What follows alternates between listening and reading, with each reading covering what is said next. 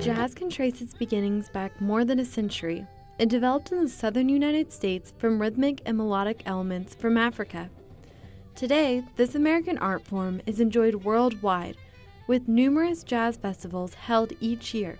Music lovers recently gathered in the Democratic Republic of Congo for the Kinshasa International Jazz Festival. The festival brought together local and international jazz musicians. Louis Cavador, with the Philly Jazz Quartet from France, says for him, jazz is a very personal experience. It brings many emotions. I really feel something that is very different, something that impresses me, the kind of vibe that comes through, that is very spontaneous. That is what this music characterizes for me.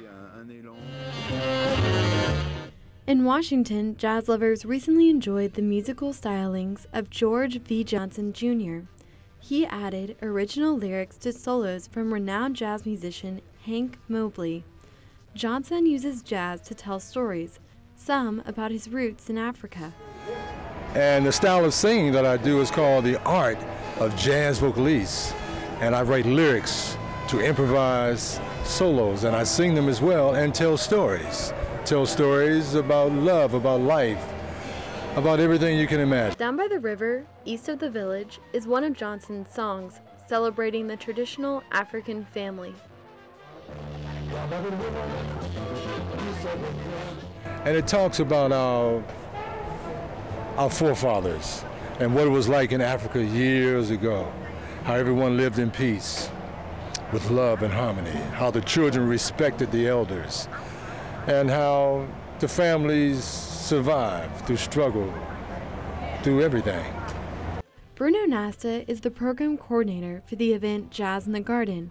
He says nearly 10,000 people attend the weekly jazz performances, which feature different artists. He says so many different people can enjoy jazz because of its diverse roots. Jazz medium is very special here. It's an American art form. It's really a musical stew of many European, African, and Caribbean cultures that have come together into one big mass and cooperated. One of the very few instances in that point in history where all human beings came together to make a product, if you will, an art form that is enduring. Jazz lovers on both sides of the Atlantic can agree on one thing. No matter where you are in the world, the language of jazz is universal. Lindsay Cook for VOA News.